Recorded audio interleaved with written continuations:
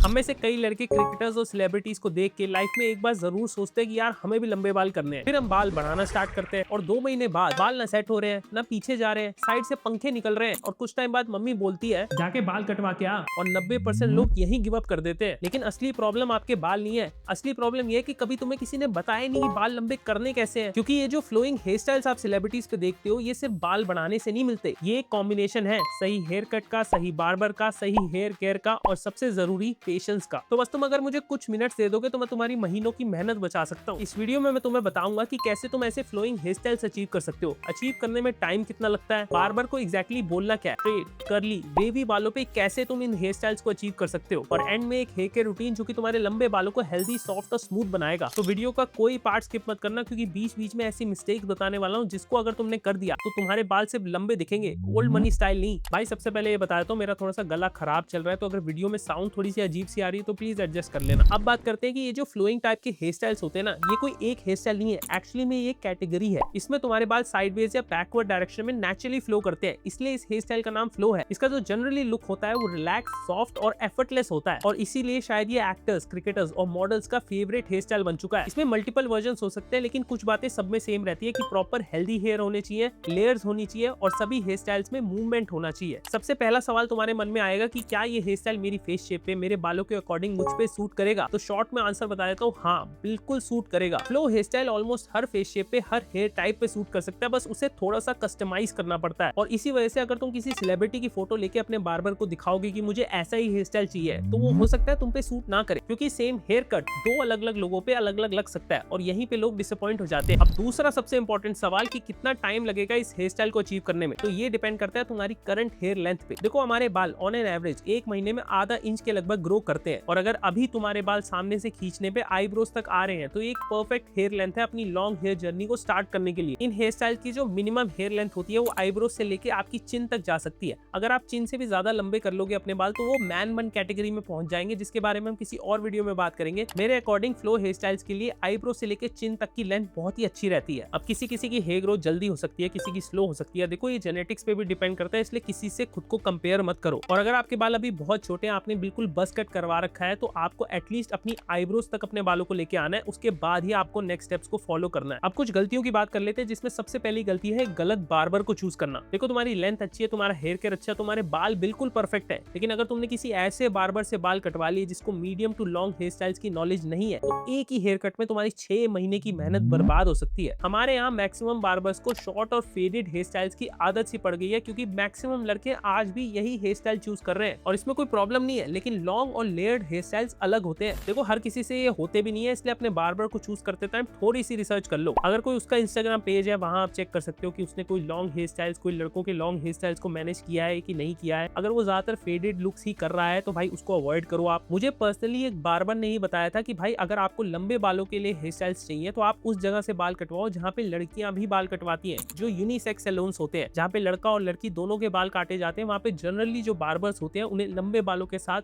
Hair cut का experience होता है, क्योंकि लड़कियां भी कई बार लेयर्स में कटिंग करवाती हैं। इसलिए हो सके तो किसी ऐसी जगह से बाल कटवा लो, नहीं तो अपने पास वाले बार्बर भैया से भी कैसे आप इस हेयर कट को अचीव कर सकते हो वो भी मैं आगे बताऊंगा। अब बताता हूँ कि क्या बोलना है आपको अपने बार्बर को। सबसे पहले जाके बोलना है कि भैया मैं बाल लंबे कर रहा हूँ, मुझे अपनी ओवरऑल लेंथ को मेंटेन करना है, टॉप के बाल नहीं काटने हैं और साइड्स एंड बैक को सिर्फ क्लीन शेप देनी है, नेचुरल लेयर्स आनी चाहिए, और स्किन फेड या हाई फेड तो बिल्कुल भी नहीं करना, और किसी भी पॉइंट पे उन्हें मशीन यूज नहीं करनी है, सिर्फ और सिर्फ सीजर से ही कटिंग होगी। और रेफरेंस के लिए आपको फोटोज तो दिखानी है, लेकिन फ्रंट, बैक एंड साइड्स तीनों तरफ से दिखानी है। मैक्सिमम लोग सिर्फ फ्रंट से फोटो दिखा देते हैं कुछ ढूंढ के, और बार्बर को बाकी दोनों साइड्स को खुद से इमेजिन करके कटिंग करनी पड़ती है और हेयर कट खराब हो जाता है। इसलिए फ्रंट, बैक एंड साइड तीनों फोटो दिखाओगे तो कंफ्यूजन नहीं होगी। ये तो आपका शुरू का हेयर कट हो गया, लेकिन इसके बाद आएगा ऑकवर्ड फेज। ये सबसे डेंजरस स्टेज है। आपको बाल बढ़ाते हुए 2-3 महीने हो गए और यहीं पे मैक्सिमम लोग हार मान जाते हैं। साइड से बाल बाहर निकल रहे हैं, सेट नहीं हो रहे हैं, रैंडम डायरेक्शंस में बाल चले जा रहे हैं। मिरर में देख के आपको लगेगा कि यार बाल कटवा देने चाहिए, लेकिन नहीं, बिल्कुल नहीं। ये फेज हर इंसान के साथ आता है और इस फेज को आपको निकालना पड़ेगा। यही वो पॉइंट मैटर करता है पेशेंस का। थोड़ी पेशेंस रखो, थोड़ी स्टाइलिंग करो, और इस टाइम पे आप अपने बार्बर के पास दोबारा जाके उन्हें बोल सकते हो कि आपको साइड से बालों को मैनेज करने में दिक्कत हो रही है, तो वो उन साइड्स के बालों को मैनेज कर देगा, और आपको सिर्फ 1 या 1.5 महीना और निकालना है, जिसके बाद आपके बाल अच्छे से फ्लो स्टेट में आ जाएंगे। अब जब आपके 4-5 महीने हो चुके हैं तो आपकी हेयर लेंथ अच्छी खासी हो चुकी है, और यहाँ पे सबसे जरूरी पॉइंट है लेयर्स का। अगर तुमने सारे बाल एक ही लेंथ पे कटवा दिए तो हेयर स्टाइल बहुत हैवी हो जाएगी, फ्लैट लगेगी एंड मूवमेंट बिल्कुल खत्म हो जाएगी। इस तरीके के फ्लो हेयर स्टाइल का सीक्रेट ही लेयर्स में होता है। लेयर से मूवमेंट आता है, उसमें सॉफ्टनेस आती है हेयर स्टाइल में। प्रॉपर जो आपके बार्बर से लेयर आपको बनवानी है वो नीचे के बालों को शॉर्ट रखे और धीरे धीरे ऊपर के बालों को लंबा करते जाए, जिससे आपके बालों में लेयर्स बनेंगी। अब कुछ हेयर टाइप्स के हिसाब से भी आपको लेयर्स कटवानी पड़ सकते हैं। अगर आपके बाल बिल्कुल ही स्ट्रेट है तो आपको अपने बालों में टेक्सचर ज्यादा बनवाना पड़ेगा, ज्यादा लेयर्स ऐड करवानी पड़ेगी। लेकिन वहीं आपके बाल अगर वेवी है, जैसे कि मेरे भी बाल कुछ ज्यादा वेवी है, तो मैं अपने बालों में कम लेयर्स ऐड करवाता हूँ। ज्यादा लेयर्स वेवी बालों पे अच्छी नहीं लगती। और अगर आपके बाल कर्ली हैं तो आपको उन्हें ड्राई कट में करवाना चाहिए। आपको ज्यादा कर्ल्स को मैनेज नहीं करना है। जितना ज्यादा कर्ल्स फ्लो करेंगे उतना ज्यादा फ्लो हेयर स्टाइल में अच्छे लगते हैं। तो शॉर्ट में समझो कि वेव्स एंड कर्ल्स को कंट्रोल करने की कोशिश नहीं करनी है, उन्हें यूज करना है, लेकिन स्ट्रेट बालों में टेक्सचर ऐड करना है और लेयर्स एक्स्ट्रा ऐड करवानी है। अब थोड़ी हेयर केयर के ऊपर भी बात कर लेते हैं, क्योंकि बाल तुम्हारे अच्छे कट जाए, अच्छा हेयर स्टाइल तुम्हें मिल जाए, लेकिन क्वालिटी बालों की खराब है, फ्रीजी बाल है, ड्राइनेस है बालों में, तो कोई भी हेयर स्टाइल प्रीमियम नहीं लगेगा। फ्लो हेयर स्टाइल का मैजिक ही तब आता है जब तुम्हारे बाल हेल्दी एंड शाइनी लगे। और अगर तुम फ्लो हेयर स्टाइल रखना चाह रहे हो तो तुम्हें अपने बाल लंबे तो करने ही पड़ेंगे, और लंबे बालों में तुम्हें रेगुलरली कंडीशनर का यूज तो करना ही है। हर बार शैम्पू करने के बाद तुम्हें 5 से 10 मिनट तक अपने बालों पे कंडीशनर रखना जरूरी है। अगर आपके बाल ज्यादा लंबे हो चुके हैं तो तुम्हें एक लीव इन कंडीशनर का भी यूज करना चाहिए। कई लोग हेयर सीरम का यूज करते हैं, लेकिन हेयर सीरम जो होता है वो बालों को काफी हैवी बना देता है, क्योंकि वो सिलिकॉन बेस्ड होता है। लेकिन लीव इन कंडीशनर जो होता है वो बालों को नेचुरल फ्लो स्टेट में रखता है, बिना बालों को हैवी करे। मैं पर्सनली जिन प्रोडक्ट्स को रेकमेंड करता हूँ उन्हें मैं वीडियो में टैग भी कर दूंगा, जहां से तुम आसानी से बाय कर सकते हो। एंड ऑब्वियसली ये सारे प्रोडक्ट्स नॉन स्पॉन्सर्ड है। अब यहाँ तक तुम आ गए हो तो लास्ट में एक और गलती मैं तुम्हें बताता हूँ, जो कि मैक्सिमम लड़के करते हैं। जब वो इस हेयर स्टाइल तक पहुंच जाते हैं ना, तो उसके बाद वो सोचते हैं कि भाई अब तो हमने हेयर स्टाइल बना लिया, अब तो हमें हेयर कट कराने की जरूरत ही नहीं,